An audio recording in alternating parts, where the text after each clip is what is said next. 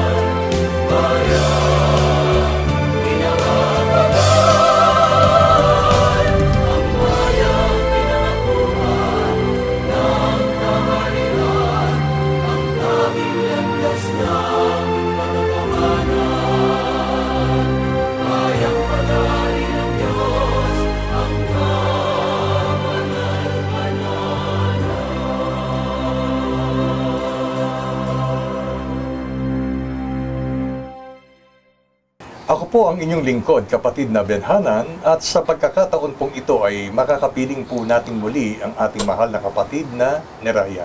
Kapayapaan po, kapatid na Neraya. Kapayapaan din po ang sumainyo, kapatid na Benhanan, at kapayapaan po sa lahat ng aming mga mahal na taga-subaybay ng programang ito na Ang Kabanal-Banalan. Ngayon ay hinihikayat namin kayo, mga giliw naming mga taga-subaybay, na muli ay bigyan natin ng isang atentibong pakikinig ang atin pong mga pag-uusapan ngayon na isang paksa na inihanda po sa atin para sama-sama po nating alamin, pag-aralan at unawain at higit sa lahat, hinihikayat namin at idinadalangin na inyong sampalatayanan. Ang paksa po natin ngayon ay tumutugon po sa ganitong pamagat: maginhawang dalhin ang aking pamatok at magaan ang pasaning ibibigay ko sa inyo. Ito ay banal na kalooban ng Panginoon na inihayag niya sa ating mga tao sa pamamagitan po ng banal na kasulatan. Kaya kung bakit kailangan po natin itong talakayin, sapagkat isang katotohanan hindi po natin maitatanggi sa panahon po natin ngayon na may mga tao na hindi po nila prioridad ang maglingkod sa Diyos, bunga ng iba't ibang pagdadahilan o pangangatwiran. Ang iba ay nagsasabing, hindi na namin mabibigyan ng panahon niyang paglilingkod. Sapagkat sa pagpapamilya pa lamang, sa pag-aaral pa lamang, sa pagtatrabaho pa lamang, ay kapos na ang oras namin. Kung daragdagan pa namin ng paglilingkod sa Diyos, masyado ng mabigat para sa amin. So yan po ang ilan pangangatwiran. Yung iba naman, bakit pa ako maglilingkod at sasamba sa Panginoon, samantalang karagdagang gastos lamang yan. Kaya may mga tao nga na nagsasabi na ang paglilingkod o ang pagre-reliyon ay negosyo lamang. May mga nagsasabi naman na tama na yung manalangin ka, magpasalamat ka, kung may pagpapalang tinatanggap ka sa Diyos, okay lang din kung sasamba ka, pupunta ka sa bahay-sambahan, paminsan-minsan, sa bawat araw o oras na wala siyang ginagawa. So makikita po ninyo yung prioridad ng tao sa pagdilingkod sa Panginoon. Nagiging second priority na lamang po. At kung minsan, wala po talaga sa prioridad na ginagawa ng tao sa kanyang buhay. May nagsasabing mahirap na gawin ang pagdilingkod na ginagawa ng iba. Higit sa lahat ay nasasabi po ng iba na ibinigay daw ng Diyos ang buhay upang maging maligaya ang tao sa kung papaano niya ito gagamitin, kapatid na Neraya. At iba't ibang mga kadahilanan na ang katotohanan ay tuwirang masasabing ito ay mali. Bakit po nasabi natin ito ay mali? Sapagkat ngayon ay sasangguniin po natin ang banal na kasulatan kung paano po dapat gugulin ng tao ang kanyang buhay sa mundong ito na makabuluhan at kalugod-lugod sa Panginoon. Kaya sa pagpapasimula, kapatid na Neraya, mga giliw naming taga-subaybay, ang mga ngaral na si Haring Solomon, sa kanyang maraming karanasan ay nagpahayag po ng mabuting konklusyon sa kung ano yung naging obserbasyon niya samantalang siya ay naririto pa sa lupa at binuhay ng Panginoon. Maging ang kanyang personal na naranasan dito sa buhay na ito. Tungkol po sa kanyang naging karanasan at obserbasyon, ano po ba ang naging konklusyon o mabuting konklusyon ng Haring Solomon? Mababasa po natin, mga mahal naming taga-subaybay, ang sagot ng Biblia mula po sa aklat ng Ecclesiastes. Ang kapitulo po ay 12 at ang bersikulo ay 13. Nasalin po ng Biblia ang Tagalog Popular Version ay ganito po ang ating matutunghayan. Pakibasa niyo po, kapatid na Benhanan. Sa kabila ng lahat ng ito, isa lamang ang aking masasabi. Matakot ka sa Diyos at sundin mo ang kanyang mga utos, pagkat ito ang buong katungkulan ng tao. Ayon po sa naging pagsusuri o obserbasyon ng Haring Solomon sa mga bagay na narito sa mundo, kung alin yung mga bagay na makabuluhan at yung mga bagay na walang kabuluhan, inuri niya po. At batay sa kanyang nakita, kahit ang isang bagay ay pinapakinabangan, kung ang pakinabang po nito ay pansamantala lamang, nauuri din po ito na walang kabuluhan. At sa huling mga bagay ng kanyang pag-aaral ay ito lang niya ang masasabi. Kumbaga, ito ang kanyang konklusyon sa kabila ng lahat ng ito, ng mga pinag-aralan niya tungkol sa mga bagay na makabuluhan at mga bagay na walang kabuluhan. Tayuan niyang mga tao ay dapat na, una, matakot sa Diyos. At kalakip ng pagkatakot sa Diyos ay dapat anyang sumunod tayo sa kanyang mga utos. Yung bunga ng banal na pagkatakot sa Panginoon ay sumusunod tayo sa kanyang mga utos, yun po'y paraan ng paglilingkod o pagsisilbi sa kanya. At para po ito ay matanggap ng tao na mahalagang bagay na dapat niyang pag-ukulan ng panahon at pansin, ay dapat tanggapin ng taong katotohanan. Kaya marapat ang tao matakot sa Diyos at ang tao ay dapat sumunod at maglingkod sa Diyos sapagkat ito niya ang buong katungkulan ng tao. Opo, ito ang pangunahing dahilan ng pagkakalikha ng Diyos sa ating mga tao. Meron po tayong katungkulan na marapat nating gampanan. At ang una-una nga po dyan ay ang sundin ang mga utos ng Diyos, ang paglingkuran natin ng Diyos na nagbigay ng buhay, ng kalakasan, ng ating mga pangailangan, higit na nga siyang lumikha sa bawat isa sa atin. Yun po mga giliw namin, mga taga-subaybay. Pero alam niyo po ba, kapatid na Neraya, ay palasak o laganap yung katwiran ng tao ngayon na halimbawa may mga tao na ako, siguro kaya ganito, naging doktor ako, ito ang mission ko sa buhay. Meron naman, teacher, ito ang mission ko sa buhay, magturo. At meron namang nagsasabi na pag nabigyan o nakaranas ng pangalawang buhay na sa mundong ito, ibig sabihin, dumaan siya sa isang mapanganib na sitwasyon at siya'y nabuhay, sila nagtetestimonyo na nagsasabi, siguro may mission pa akong dapat gampanahan sa buhay na ito. Mga giliw naming mga taga-subaybay, anuman ang kalagayan natin sa buhay na ito, anuman ang propesyon, anuman ang tinapos natin, yan po, kung gawin natin ay sumisigunda lamang po sa tunay na misyon na ibinigay ng Diyos sa buhay natin. Ang pangunahing misyon ng taong nilikha, kapatid na Neraya, sa mundong ito ay ang sundin ang ating Panginoon. Sundin ang kanyang mga utos sa paraang maglingkod tayo sa ating Panginoon. Tanong, kapatid na Neraya, bakit mahalagang sampalatayanan nating mga tao na katungkulan nating maglingkod sa Diyos? Ipinaliwanag po yan ng banal na kasulatan at yan po'y dapat nating maunawaan at sampalatayanan sa pamamagitan po ng nakasulat sa Apokalipsis. Ang kapitulo po ay 4 at ang bersikulo ay 11. Sasalin pa rin po ng Bibliang Tagalog Popular Version. Pakibasa po, kapatid na Benhanan.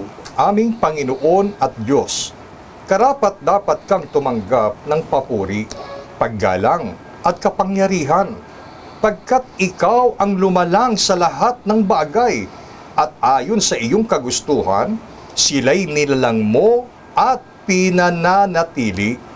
Narito po ang pagkaunawa at pagkakilalang taglay ng mga lingkod ng Diyos sa ating Panginoong Diyos, na dapat din pong maging pagkakilala at pagkaunawa natin sa ating panahon.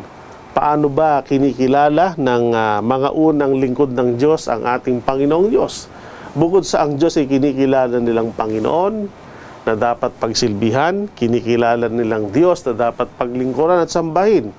Karapat-dapat niya ang Diyos na siya'y tumanggap o pag-ukulan natin ng mga pagpupuri, mataas na antas ng paggalang sa pamamagitan ng sambahin natin siya, at sa Kanya nakaukol ang lahat ng kapangyarihan, kaya't siya'y nararapat nating parangalan, pagkat siya niya ang lumalang ng lahat ng mga bagay. Opo, lahat ng mga bagay na nakikita natin sa sangkalangitan, sa sangkalupaan, at yung mga bagay na maging hindi nakikita, siya po ang creator. Lalo na po tayo as a human being, bilang tao. Hindi tayo mag-exist o iiral sa mundo kung walang creator o walang Diyos na lumikha sa atin. Kaya tayo umiiral at nabubuhay bilang tao sapagkat may Diyos na lumikha sa ating lahat. At katungkulan natin bilang mga nilikha ng Panginoon na siya'y ating parangalan, sapagkat ang pangunahing dahilan kung bakit ang pagkakalikha sa atin ay tao, tayo ang una-unang inaasahan ng Diyos na maglilingkod at magbibigay kapurihan, luluwalhati sa Kanyang harapan. Hindi natin po sinasaway ang mga tao na mag-ukol ng panahon sa pamilya, mag-ukol ng panahon sa pag-aaral, sa pagtulong sa kapwa, sa pamamagitan ng pagkakawang gawa. Katulad ng sinabi nyo, mayroong mga taong nakatapos ng propesyon, maging doktor, gumamot ng mga taong may sakit, may karamdaman, at iba pang mga bagay. Pero gaano man kaabala ang mga tao sa napili nilang propesyon, yun po ay gaya ng ating narinig, pangalawa na lang yun. Ang unang dahilan, kaya tayo nilikha ng Diyos, ay para iukol natin ang ating buhay para gumanap ng pangunahing katungkulan at dahilan ng pagkakalikha sa atin para sumamba, para maglingkod sa Panginoon. At hindi gawin yung kung ano yung kagustuhan natin, kundi yung kagustuhan ng Diyos na may likha sa atin. Ngayon po, mga giliw naming taga-subaybay, ay inihahayag po ang kalooban ng ating Panginoon. Ang Diyos na makapangyarihan sa lahat, na lumikha ng lahat ng mga bagay, ay karapat-dapat sa pagpupuri, pagluwalhati, at marapat siyang paglingkuran nating mga tao bilang pangunahing katungkulan o misyon natin sa buhay na ito. Pero sa kabila ng mga bagay na ito, kapatid na Neraya, ayon po sa Biblia, ano po ba ang mga nagiging dahilan kung bakit marami pa din ang hindi nagsisipaglingkod sa Panginoong Diyos? O kung meron man ay hindi ayon sa kalooban ng Diyos ang ginagawa nilang paglilingkod. Ipinahayag po ng propeta ng Diyos, gaya ng propeta Oseas, ang tungkol sa mga kadahilanan kung bakit may mga taong ayaw gawin o hindi interesado at hindi nagpapahalaga sa paglilingkod sa Panginoon. At batay po sa kanyang pahayag, mababasa po natin sa Oseas, Kapitulo 4, versikulo 1, sa huling bahagi ng talata, ang mga kadahilanan. Pakibasa niyo po, kapatid na Benhanan. Sapagkat walang katotohanan, ni kaawaan man, ni kaalaman man, tungkol sa Diyos sa lupain. Narito po ang obserbasyon naman ng isang propeta ng Diyos sa kanyang kapanahunan, ang propeta Oseas, kung bakit may mga tao sa kabila ng napakalinaw na itinuturo ng banal na kasulatan na ang pangunahing dahilan kung bakit nilikha tayo ng Diyos ng mga tao ay para maglingkod at sumamba sa Panginoon. Pero may mga taong ayaw gawin ito. Ayon sa kanya, sapagkat wala pa sa tao ang tinatawag na katotohanan. Ang mga tao niya ay walang kaalaman tungkol sa Diyos at tungkol sa kahalagahan ng paglilingkod sa Diyos. May mga tao po na dahil nga sa kaabahalan sa mga bagay o kaya batay dun sa pamilya na kanyang kinalakihan na walang pagkakilala sa Panginoon. Kumbaga, sinanay siya ng kanyang mga magulang batay lang sa mga paraan din ng pamumuhay na natutunan sa mga ninuno nila. Na kailangan para mabuhay ka sa mundo, ikaw ay maging masipag sa pagtatrabaho, maging ikaw ay masipag mag-aral para pag nakatapos ka, magkaroon ka ng magandang trabaho, magkaroon ka ng magandang pagkakitaan at kinabukasan para pag nagpamilya ka, mapapakain mo yung mga anak mo at mabibili mo yung mga gusto mo. Yun lang yung kaalamang natutunan nila tungkol sa buhay. Pero kung narinig lang sana ng tao, naunawaan at sinampalatayanan, yung kung bakit sila naging tao, kinasangkapan lang ng Diyos ang kanilang mga magulang para sila'y umiral bilang tao. At kung bakit sila patuloy na nabubuhay dahil bukod sa ang Diyos ang may likha sa kanila, ang Diyos din ang nagbibigay ng buhay. At kung meron man silang nakukuhang mga pangailangan sa mundo, yan ay likha ng Panginoon. Kumbaga, halimbawa, ang tao pumupunta sa dagat para kumuha ng mga makakain tulad ng iba't ibang klase ng isda, ay gawa din ng Diyos yun. Pag ang tao pumupunta sa bukid, sa parang, para kumuha ng pumitas ng mga bunga, bagamat humahantong ang tao sa pagtatanim, ang Diyos din ang nagpapalago at nagbibigay ng bunga niyan. So kung ang tao lang po ay mapupuspos ng kaalaman tungkol sa Diyos, tungkol sa mga gawa ng Diyos at sa kabutihan ng Diyos, ang tao po ay magkukusa na gawin ang pagsunod, gawin ang pagpapasalamat at pagpupuri sa Panginoon. Pero may mga tao po talagang hindi lang dukha sa mga material na bagay, naging dukha din sa kaalaman tungkol sa Diyos at tungkol sa kahalagahan ng Diyos. Kaya nagpabaya sila sa mga bagay na dapat sana'y pangunahin nilang ginagawa.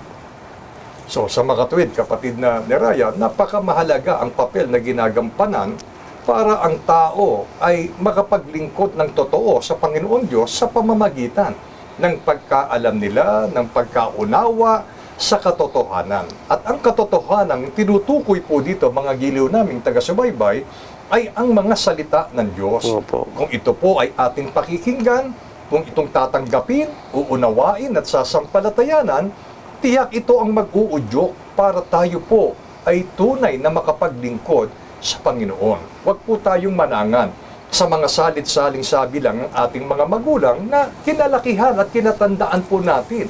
Kaya halimbawa ng mga kultura, kaalaman na mula sa mga ninuno din ng ating mga magulang. Kuminsan kasi nagiging katwiran ito ng maraming tao, kapatid na Neraya. Opo. Ito na yung kinagisnan namin Ito na yung kinamulatan namin. Kaya dahil dito, mananatili na lang ako dito. Ibig pong sabihin, pagka gano'n ng katwiran ng tao, isinasara na niya ang kanyang isip, ang kanyang puso sa pagtuklas at pagkaalam ng katotohanan. At kapag gano'n po ang nangyari, ay tiyak, hindi po ito kalulugdan ng ating Panginoon. Marami ang mga mangangaral, iba't ibang reliyon, kapatid na Neraya. Sinasabi nila na ito ang katotohanan. Kami man ay nagsasabing, ang itinuturo po namin sa inyo ay katotohanan mula sa banal na kasulatan. Pero isang bagay po ang amin pong ipinamamahi. Suriin po ninyo ang aral na amin pong ipinapahayag. Kung ito ay nasa espiritu, kapatid na Neraya. At kami po ay willing na itakwil nyo kami pag napatunayan po ninyo na kami po ay nagsisinungaling o hindi namin tinuturo ng may buong katotohanan ang kalooban ng Diyos. Kaya uulitin ko po, malaking papel po ang ginagampanan na malaman natin kung ano ang katotohanan tungkol sa kalooban ng Diyos. Bukod dyan, kapatid na Neraya, ano pa ang kinahuhulugan ng marami kung bakit hindi nagagawa ng tao ang katungkulang maglingkod sa Diyos sa kabila na ito pala yung pangunahing misyon ng tao. Kaya tayo binuhay niya sa mundong ito. Nakakalungkot pong isipin. May mga taong, sabi nga, kilala naman nila ang Diyos. Pero hindi nila pinaglilingkuran siya o sinasamba at pinasasalamatan bilang Diyos. Meron lang po silang isang pag-uugali na nakamihasahan mula nung kanilang kabataan at dala nila ang masamang ugaling ito hanggang sa kanilang pagtanda. Kaya Bagamat kilala ang Diyos, may iba nagbabasa rin ng Biblia, nakakarinig din ng mga aral, parang wala pa rin makitang pagsisikap o pagpupursige. Ito po yung ugaling katamaran. Gaya ng mababasa po at itinuro ni Haring Solomon sa Kawikaan 21:25. Pakibasa pong muli, kapatid na Benhanan. Ang nasa ng tamad ay pumapatay sa kanya, sapagkat tumatanggi ang kanyang mga kamay sa paggawa. Narito po ang tiyak na sagot ng banal na kasulatan. Gaya ng ating narinig, kahit na ang tamad ay nagnanasa, meron siyang gustong maabot o magawa. Pero dahil siya'y tamad, nauwi lang sa wala, hindi nangyayari. At yan pa'y nagdadala sa kanya sa pagpanaw o kamatayan. Maraming tao namamatay ng maaga dahil po sa katamaran, sapagkat tumatanggian niya ang kanyang mga kamay sa paggawa.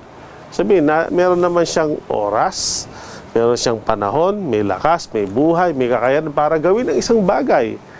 Pero dahil tamad nga, sabi nga, wala ka talagang maaasahan sa tamad. Minsan nangangatwiran pa yung mga taong tamad. Di balihan yan tamad, di naman pagod. Ayaw nang napapahagod ang taong tamad at napakaraming dahilan para makaiwas lang sa paggawa. Meron sasabi, pag tamad, bata pa niya ako eh. Di ba? Pagtanda ko na lang, tsaka maglilingkod sa Diyos. Nung tumanda na, matanda na niya ako, hindi ko na magagawa yan. Maraming dahilan, hindi mauubusan ng dahilan ang tamad. Pero kung pipiliin ng tao ang katamaran materially and spiritually, magdadala sa tao sa kapahamakan. At marami na po na mga taong dahil sa katamaran, napahamak hindi lang ang kanilang pisikal o kanilang katawan, ang kanilang kinabukasan, maging ang kanilang kaluluwa. At isa yan sa dahilan kaya may mga taong hindi interesadong maglingkod o magpuri sa Diyos. At wag nawa po tayong mapabilang sa mga ganyang uri ng tao. At hindi po natin masasabi na ang isang tao ay masipag kung ang kanyang pinag-uukulan ng kanyang kasipagan ay yung sa pag-aasikaso lamang ng kanyang pamilya, sa pagtupad ng kanyang profesyon, o anuman mayroon siya sa mundong ito. Pero hindi naman siya mapaglingkod sa Diyos dahil sa kanyang katamaran, nababaliwala yung kasipagan na iniuukol niya sa isang bagay. Hindi po masama na magmasipag ang tao sa bagay na kanyang ginagawa sa buhay na ito. Pero nagiging masama po yun kung ang kasipagan ay ukol lamang sa buhay na ito at ang katamaran ay iuukol niya sa paglilingkod sa Panginoon. Kaya iwasan po natin maging tamad sa buhay na ito at lalo na nga, huwag tayong maging tamad sa paglilingkod sa Panginoon. Ano sa katotohanan, kapatid na Neraya, ang nagpapabigat sa tao kung kaya't hindi magawa ang layunin ng pagkakalikha sa Kanya sa makatwid bagay ang maglingkod sa Diyos? Sa unang bahagi po ng pag-aaral ay tinalakay natin yung mga dahilan katulad nung kakulangan ng tao ng kaalaman tungkol sa Diyos, tapos yung katamaran. Pero ang isa pang lalong malalang pumipigil sa tao para hindi makapaglingkod ng maayos, yun pong kinamihasahan ng tao na pagkakasala. Opo, ang kasalanan ay isang kapangyarihang pumipigil sa tao para makapaglingkod sa Panginoon. At kung ang tao talaga hindi ito pagsisisihan at hindi ganap natatalikuran, napaka-imposible na magampanan niya yung kanyang katungkulang paglingkuran ng Diyos. Tiniyak po yan ng Apostol Pablo batay sa kanyang testimonyo nung siya po ay dating naging alipin ng kasalanan hanggang sa dumating yung panahon ng pagbabagong buhay niya. At kinukwento niya yung kanyang naranasan dati.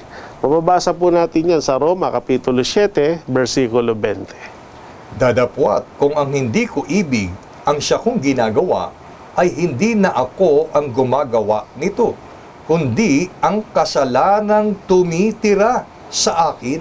Ayan, ang tao po ay may mga taong gusto namang maglingkod, ano po? Gusto namang gumawa ng mabuti, gusto sumunod sa utos ng Diyos. Pero sa kabila ng kanilang pagnanais na gumawa ng mabuti at maglingkod ay hindi niya magawa. Meron naman mga tao, ayaw gumawa ng masama, ayaw gumawa ng kasalanan.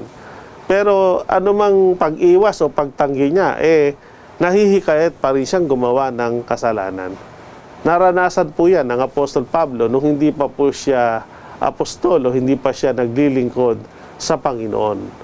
Sabi niya, yung mabuti na gusto kong gawin na hindi ko magawa, at yung na ayaw kong gawin, siya ko nagagawa. At kapag nangyayari ito sa akin, hindi naman talaga niya ako ang gumagawa o nasusunod sa bagay na ito. Ito'y bunga ng kasalanan na tumitira o umaalipin sa akin. Opo, ang kasalanan ay isang kapangyarihan na ginamit ni Satanas para tumira sa katauhan ng isang tao, para alipinin ng tao. Ito po'y kapangyarihang pumipigil sa tao para hindi niya magawa yung kabutihan.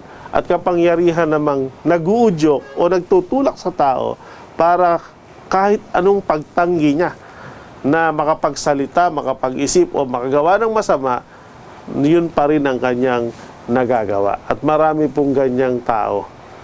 Bagamat literally para makikita mo maayos ang pangangatawan, pero sabi nga deep inside, yung merong kasalanang tumitira sa kanyang puso, merong kasalanang umaalipin sa kanya. At yun ang humahadlang sa kanya, kaya siya hindi makapaglingkod sa Panginoon ng maayos. Yun po, mga giliw namin, mga taga-subaybay, ang paglilingkod sa Panginoon ay paglilinis ng kalooban ng bawat tao. Hanggat hindi natin binibitawan yung pagkaalipin natin sa kasalanan, tiyak na ito ang pipigil sa atin, kapatid na Neraya, upang matugunan natin ang pangunahing layunin ng pagkakalikha ng tao. Kaya dito ay masasabi natin na katotohanan ang paglilingkod sa Diyos ay pag-akay sa atin sa ikababanal ng ating kaluluwa. Samantala, kapag ka ang tao nanatili na tinatahanan ng kasalanan, mga giliw naming mga taga-subaybay, wala siyang proteksyon mula sa Panginoon. Kaya kapag ang tao ay tinahanan na ng kasalanan, inalipin na siya ng kasalanan, doon pumapasok ang kapangyarihan ni Satanas. Ngayon, paanong ang kasalanan ay nakapapasok sa katawan ng tao, kapatid na Neraya? Sinagot po yan ng Apostol Santiago batay sa kanyang paglalarawan. Sa Santiago 1:14, mababasa po natin yung paraan para ang kasalanan po ay makapangyari sa tao. At pag naunawaan natin, tatalakayin din po yung paraan para ito'y ating maiwasan. Sige po, pakibasa niyo po. Kundi ang bawat tao ay natutukso pagka nahihila ng sariling masamang pita at nahihikayat. Ayan. Napakaliwanag po ang pahayag na ito ng Apostol Santiago. Ang bawat tao niya natutukso pagka nahihila ng sariling masamang pita at nahihikayat. Doon pumapasok yung kasalanan.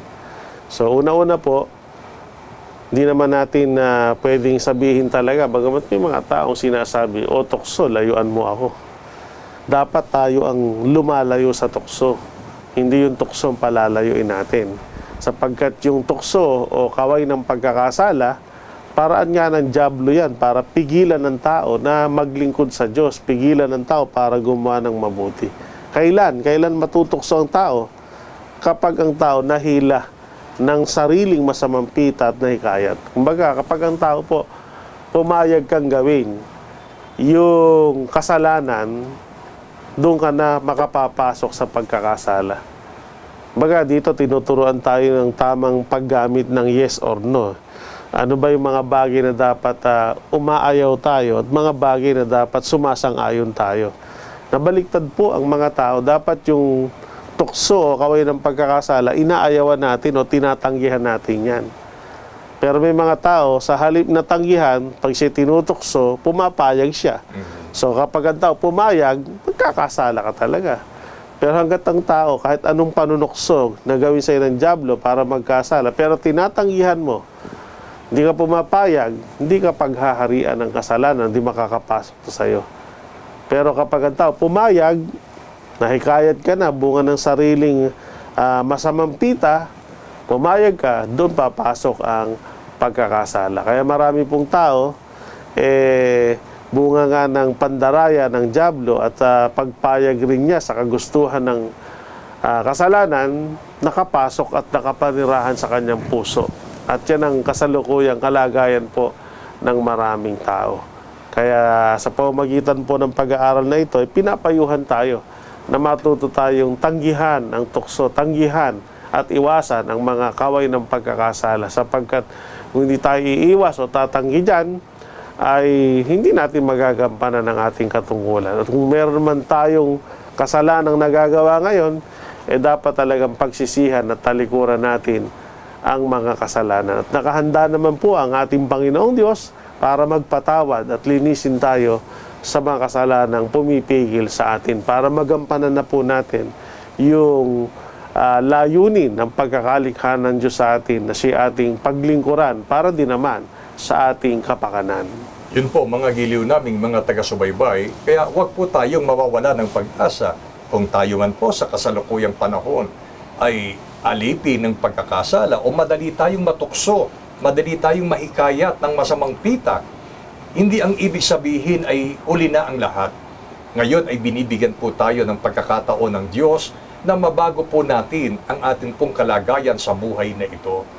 Hindi po, at wag po natin sasabihin na siguro ito lang ang mission ko talaga, ang papel ko sa mundong ito, ang magkasala. Siguro hanggang sa mamatay, ganito na lang ako. Wag po, mga giliw naming taga-subaybay, sapagkat ayon sa pagtuturo ng ating Panginoon Diyos, magiging hadlang ba ang kasalanang nagawa ng tao kung nais niya namang gawin ang tungkuling maglingkod sa Diyos, kapatid na Neraya? Narito po ang magandang balita na nagpapahayag ng kalakhan ng pagmamahal ng Diyos sa atin. Kaya sa halip na parusahan niya tayo agad dahil sa ating pagkakasala, ay pagbibigay ito ng pagkakataon para sa ating pagbabago at pag-aalok ng tulong ng Panginoon para makaiwas tayo sa mga tukso at kaway ng pagkakasala. At kung meron man tayong kasalanan, matalikuran po natin. Basahin po natin sa Isaias 1:18. Magsiparito kayo ngayon at tayo'y magkatwiranan, sabi ng Panginoon. Bagaman ang inyong mga kasalanan ay maging tila mapula, ay magiging mapuputi na parang niebe. Bagaman maging mapulang gaya ng matingkad na pula, ay magiging parang balahibo ng bagong paligong tupa. Napakaliwanag po ang pahayag na ito ng ating Panginoon. Noon pa man ay sinasabi niya na sa pamamagitan ng mga propeta ang paanyaya ng kanyang pagmamahal sa sangkatauhan, na kahit ang tao ay ang kanilaan niyang kasalanan ay gaya ng matingkad na pula, talagang bloody red, pero may pag-asa pang mabago yung matingkad na pula, maging gaya ng balahibo ng puting tupa. Na dito po pinapakita na gaano man karami, gaano man kabigat ang naging kasalanan ng tao, nakahanda po ang Diyos na patawarin ng tao kung ang tao po ay handang manumbalik sa Panginoon, nakahanda silang magsisi at magbagong buhay, at sabi nga, very much willing siya na mag-serve o maglingkod sa Panginoong Diyos.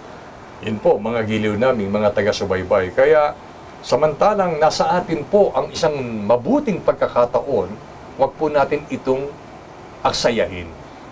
I-grab natin ang opportunity na ito na ibinibigay ng Diyos, at ninanais namin na kayo man ay maging kaisa namin na maglingkod sa Panginoon upang ang dati nating maruming kaluluwa sa harap ng Panginoon, bunga ng pagkakasala, ay malinis niya at maging gaya ng isang niebe, kulay niebe, yung snow, maputi. Magiging gayon ang ating kaluluwa. Kailangan lamang magsisi tayo, magbago tayo, at maglingkod tayo sa Panginoon. Kung gayon ang ating gagawin, bukod sa tayo po'y patatawarin ng Panginoon, ano po ang mga pangako ng Diyos sa mga taong nagsisi, nagbago at naglingkod sa Kanya, kapatid na Neraya? Inulit po ng Panginoon ang kanyang paanyaya ng pagmamahal. Hindi lang po niya sinabi sa panahon ng mga propeta, kundi siya po mismo, nung nagkatawan tao siya. Lumapit ang Panginoon talaga, nakisalamuha sa mga tao para ipadama niya ang kalakhan ng kanyang pagmamahal, at nakahanda po talaga siyang tumulong para makapagbago tayo sa ikabubuti. Mababasa po natin ang pahayag ng pagmamahal ng Panginoon sa pamamagitan po ng talata na Mateo Kapitulo 11, versikulo 30. Sapagkat maginhawang dalhin ang aking pamatok at magaan ang pasaning ibibigay ko sa inyo. Ang mga talatang ito ay mga huling bahagi ng kanyang pananalita pagkatapos niya pong sabihin, magsiparito sa akin yung mga nabibigat ang lubha at kayo aking papagpapahingahin. Pasanin ninyo ang aking pamatok at mag-aaral kayo sa akin at makakasumpong kayo ng kapahingahan o kaligtasan ng inyong kaluluwa. At kung merong pag-aalala ang tao, tulad nung sinasabing mahirap maglingkod sa Diyos, mahirap yung merong kang katungkulan sa church, may mga obligasyon, hindi na namin magagawa yan. Nagkakamali po tayo. Yung akala nating tila magpapahirap sa atin, maniwala tayo sa sinasabi ng Panginoon na maginhawang dalhin ang aking pamatok at magaan ang pasaning ibibigay ko sa inyo. Tayong maniwala sa ibinubulong ng kaaway ng Diyos. Napadadala ang tao sa bulong ng dyablo. Siya nagsasabing, hindi ka natatanggapin ng Panginoon. Ang laki-laki na ng kasalanan mo. Total, ikaw na may gawa niyan. Pagdusahan mo yan, bahala na, maimpyerno ka na ng maimpyerno. Wala nang pag-asang magbago. Hindi po totoo yun. Mas malaki po ang pagmamahal ng Diyos sa atin kaysa sa kasalanan ating nagawa. At para patunayang mas malaki ang pagmamahal ng Diyos sa kabila ng ating malaking kasalanan, hindi niya tayo agad pinarusahan. Dinagdagan pa rin niya tayo ng buhay, ng lakas. Hindi dahil sa kinukonsinti ng Diyos yung ating kasalanan. Hindi binibigyan tayo ng chance na magsisi at magbagong buhay.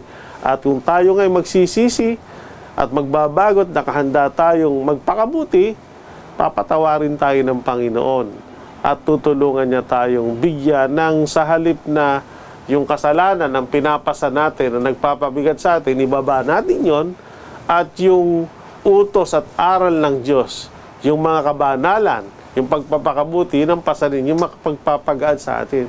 At sa katotohanan, materially and spiritually, yan ang magpapaginhawa ng buhay. Karamihan ng mga taong nasa paglilingkod sa Diyos, at may mga pagsubok, may mga problema, at iba't ibang sitwasyon ng buhay na pinagdadaanan, pero dahil nasa paglilingkod, maginhawa po nilang na-overcome o napagtatagumpayan yung ganong mga suliranin. At sila mismo nagte-testimony kung dumating sa kanila yung ganong klase ng buhay, kung wala sila sa paglilingkod sa Panginoon, hindi na po nila yon nakayanan. Pero maginhawa po nilang nalalagpasan yon dahil nararamdaman nila yung pagtulong, pag-alalay ng Panginoon. At ito po ang nais po namin ibahagi sa inyo, na maranasan din natin yung buhay na maginhawa, yung buhay na magaan. Wala po yan sa paraan na makakaya natin. Kulang yung paraan natin, sapat yung paraan ng Diyos. So malaki pong tulong na tayo nasa paglilingkod sa Diyos. Malaking tulong na tayo nasa pagtupad ng ating mga tungkulin, sapagkat hindi natin to gagawin mag-isa. Gagawin natin kasama natin ang Panginoon na nakahandang umalalay, tumulong sa atin at magkaloob ng ating mga kailangan para magampanan natin yung bagay na kanyang iniuutos sa atin. Kayo po, mga giliw naming mga taga-subaybay, mamili po tayo. Ano ang ibig nating pamatok na dapat nating dalhin at ano ang dapat nating pasanin?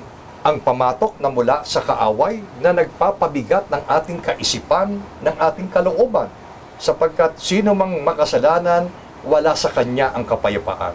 Ang kapayapaan po, mga giliw naming taga-subaybay, ay hindi po nakasalig sa laman ng bulsa ng tao. Hindi ibig sabihin mayaman ka, payapa ka sa buhay na ito. At kung ikaw ay mahirap, ay wala ka ng kapayapaan. Ang kapayapaan na mula sa Panginoon Diyos ay ang paraang itinuturo niya sa atin. Bitawan na natin, mga giliw naming taga-subaybay, ang kasalanang umaalipin sa atin. At mas pasanin natin ang pasaning ibibigay ng Diyos sa atin. Sa makatuwid ay ang mga kautosang dapat po nating gampanan ng may buong pagtatapat sa harap ng Panginoon. Kung ganito ang gagawin po natin, tinitiyak ng Biblia, ang kapayapaan ng pangkaluluwa, kapayapaan ng lupang katawang ito, at ang kasaganaan ng kabutihan ng Diyos ay madadama at mararanasan po natin. Sana mga giliw naming taga-subaybay, makapagpasya tayo ng tama ayon sa kalooban ng Panginoon. At ito ang ating sampalatayanan at loobin ng Diyos na ito po ang ating magawa. Ipagpala po sa atin ang mga pagtuturong ito ngayon at kailanman. Amen. Amen.